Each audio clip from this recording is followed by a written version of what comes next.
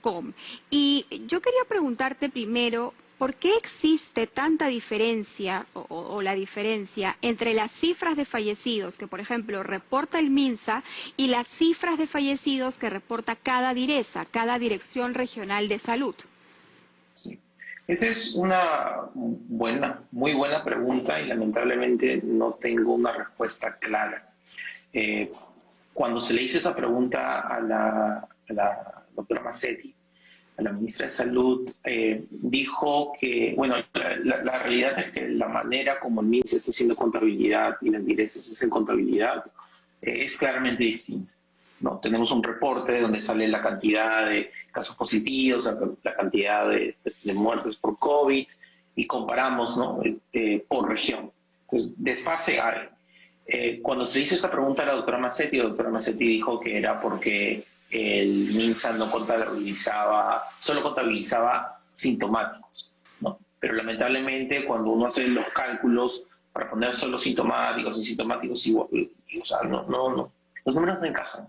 Entonces, me parece que debe de existir otra razón. Honestamente, no sé cuál es, pero existe. Ahora, pero en algunos casos, Rayi, la diferencia es de 1.000 personas fallecidas. Sí, correcto. ¿Tienes acceso a la data y podríamos conversar un poco poniendo ejemplos de algunas regiones, por favor?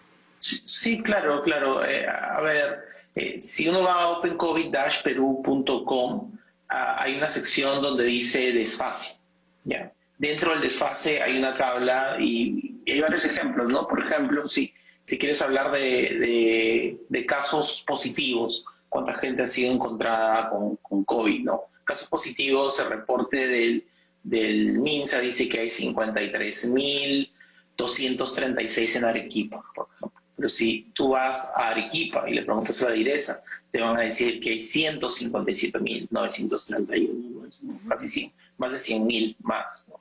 Si haces lo mismo con fallecidos, el MINSA te va a decir que hay 1.765 casos fallecidos, pero si vas a la DIRESA te va a decir que hay 2.571 casos fallecidos, ¿no? Una diferencia de 806.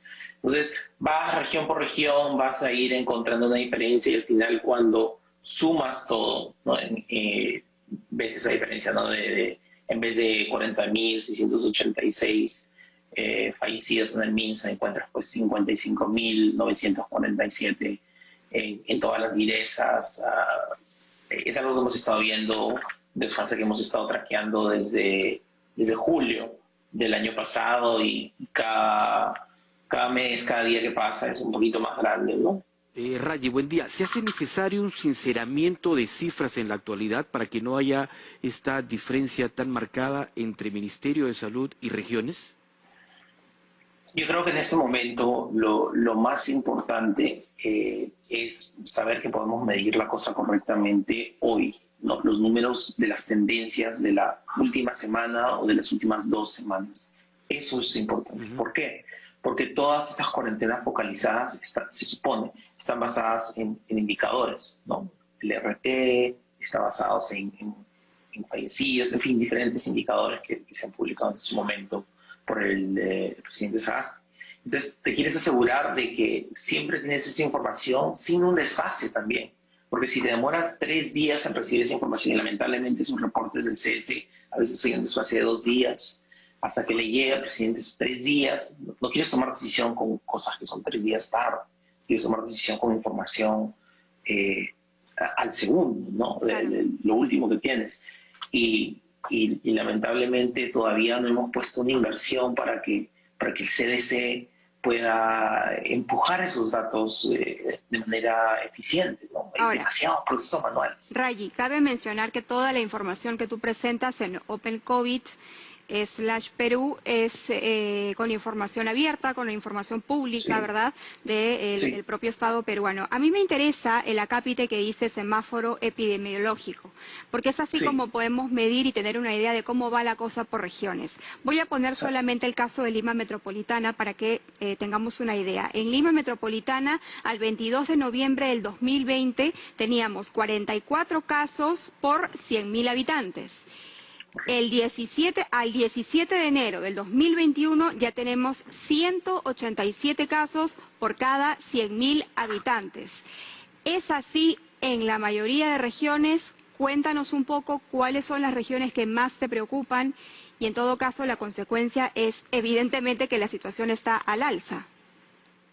Sí, bueno, por eso, aparte, en ese semáforo epidemiológico tenemos una sección abajo a la derecha que se llama número efectivo de contagio, el famoso RT, ¿no?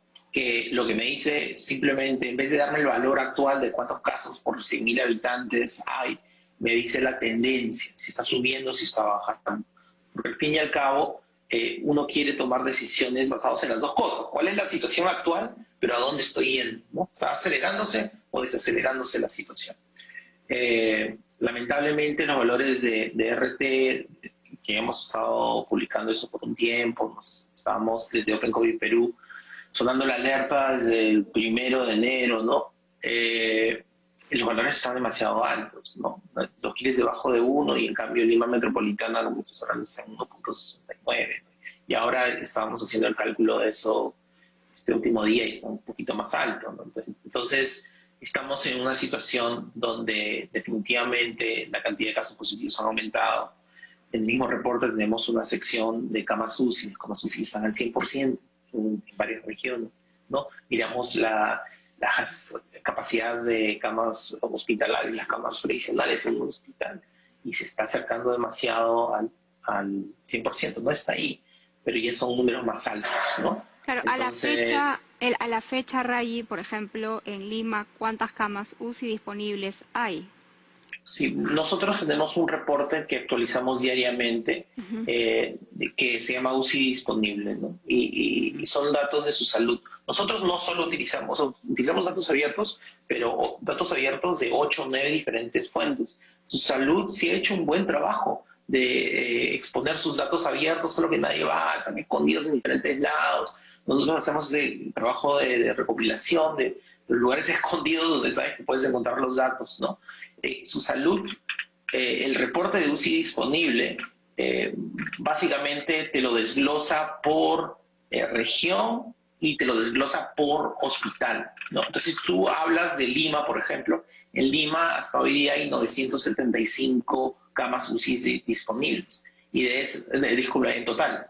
Y de esas solo 6 hay disponibles, ¿no? Y si tú quieres saber en qué hospitales hay, pues puedes mirar, ¿no? El Hospital Nacional Docente Madre, hay 3, ¿no? El Resola tiene 1, el Instituto Nacional de Salud tiene 1, Oncosalud tiene 1, pero esos, aún así, cuando solo queda 1, ya, para el momento que sale el reporte y ha pasado la mitad del día, es probable que se tome, ¿no?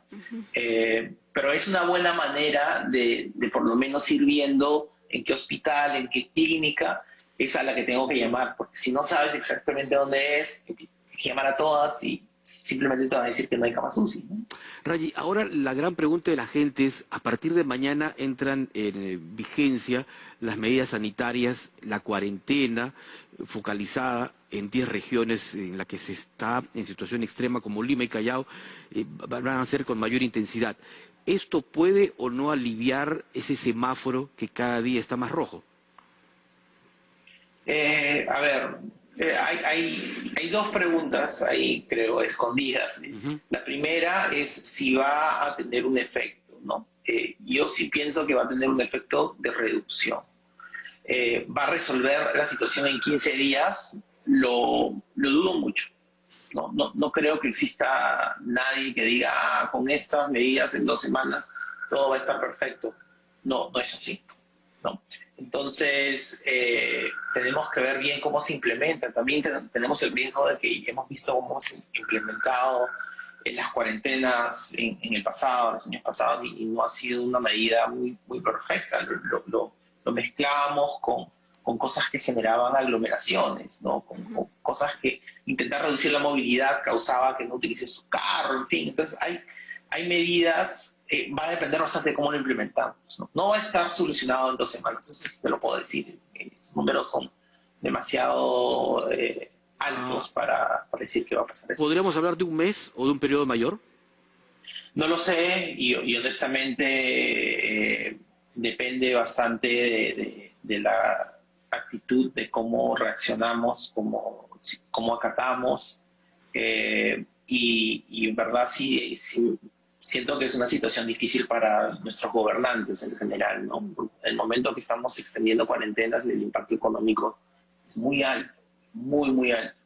Y, y vamos a tener que, como país, tomar la decisión en 2 semanas, ¿no? Vamos a ver cuánto se ha reducido. No va a estar perfecto, eso sí yo lo puedo decir, y ver el impacto económico y las medidas que se han tomado hasta ese momento, y va a ser una decisión súper difícil para quien sea que esté a cargo, ¿no? ¿Cuántos peruanos están muriendo por día, Rayi, si nos puedes hacer una comparación en el tiempo? Claro, si miramos un poquito, de nuevo, no tengo el Perú, hay una sección que se llama SINADEF, es un reporte de muertes diarias, es el SINADEF, el registro de funciones, ¿no? Ese es el que lo utilizamos más para darnos una idea de qué está pasando. Si miramos hasta el 27 de enero, hay 877 muertes diarias, cuando lo normal sería alrededor de 322, más o menos. Entonces, estamos hablando de bastantes personas. Estamos hablando de 3 aviones de esos que van a provincia de Lima, a, no sé, Cusco, 3 aviones diarios que se están estrellando, básicamente. Si comparamos eso con números del año pasado, estamos como a la situación del 14 de mayo del año pasado. Pero con una aceleración más rápida, más empinada de la que teníamos en ese momento, ¿no? Para darte una comparación, si te digo que el 27 de enero estamos en 877, te puedo decir que el 28 de enero estamos en 376. Entonces hemos estado viendo ese aumento continuo, hemos estado tratando de alertar que habían otro tipo de medidas que se podían hacer en ese momento. Ya a este punto es demasiado complicado. Quisiera que comentáramos un poco el caso de Israel. Israel hasta el momento me parece que va vacunando poco más del 30% de su población y ya en el mundo se va señalando como un caso de éxito. Las razones van desde la capacidad que ha tenido el gobierno para hacer contratos rápidos y favorables hasta la logística que tienen para vacunar. Pero, ¿qué es lo que se espera, Rayi, una vez que las vacunas empiecen a llegar a Perú y a través de estas vacunas alcanzar con la gente vacunada esa llamada inmunidad de rebaño? Digo, a través de la vacuna, no porque la mayor cantidad de gente se contagia, sino por la vacuna. Sí, el caso de Israel, yo sí pienso que es un poco injusto compararte con Israel, porque es el caso, el mejor país que está haciendo esto, como la estrellita de cómo están haciendo la vacunación, ¿no? Ellos están vacunando algo así como diariamente a 53.54 53.54 personas por cada 100 habitantes, ¿no? Y si dices, bueno, otro país que está vacunando bien es, digamos, Estados Unidos.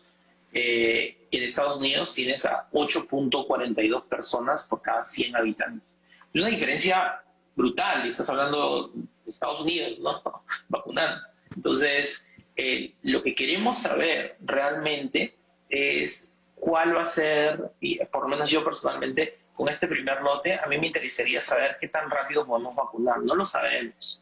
O sea, podemos decir, tenemos bastante experiencia vacunando, sí es verdad, pero ese es otro tipo de nivel de vacunación, para decir, que estamos hablando de toda la población de Perú. Entonces, la diferencia entre vacunar a la velocidad de Israel o Estados Unidos, o vacunar a la velocidad que lo está haciendo India, es la diferencia en poder hacer algo en 6 meses o demorarte años para cubrir Ahora, todas las personas. aquí va a ser vital en la estrategia para vacunar, y sobre todo en este primer grupo en donde van a estar justamente médicos, policías y militares, que el desplazamiento de las vacunas sea lo más rápido posible hacia el interior del país. O sea, y cómo en Lima y Callao, que son esos casos mayores, poder justamente lograr que llegue a la mayoría.